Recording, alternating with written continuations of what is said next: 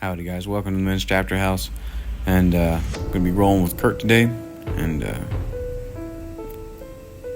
here we're gonna start standing, and I believe he's gonna get a single. Kurt's always really good at shooting those singles. I think it's one of his faves. Yep, he just picks it up, passes it through, lays me down nice and gently. He's very nice, gentle giant, as so to speak.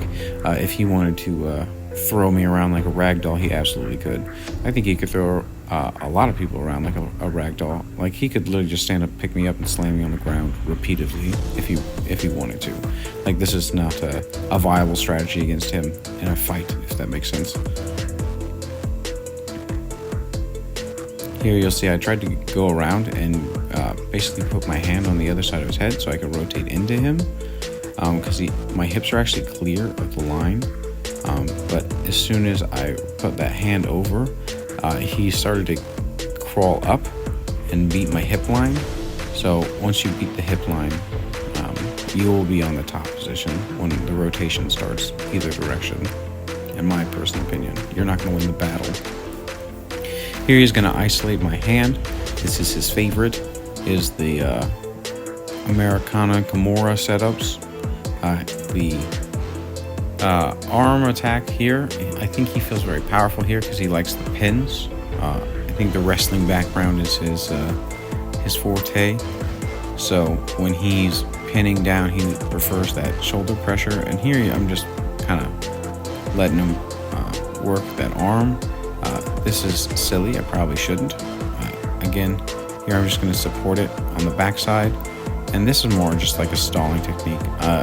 No submissions today for myself. So how I would normally get out of this is I would attack his neck, or I would change my hip positioning. And here, changing my hip positioning is not always a good idea, but I'm going to end up on that top positioning. Oh, yep. He had good extension on that one and isolation. Once I rotated over, I should have kept going and I would have been fine. However, easier to say than to do sometimes.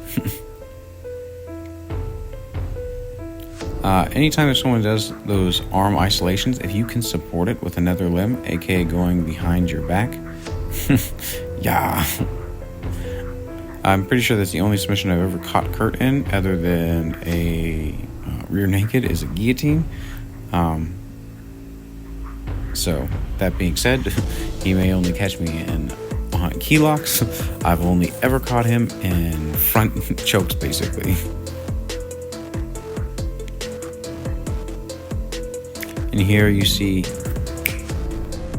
that my back is really exposed. I would turtle up if I could. However, I don't have enough space to basically turtle up or keep turning into him. Each time I try, he just basically pushes it down. So instead of turtling, I start to turn into him, and then he has my back flat to the floor, which is exactly where he wants it.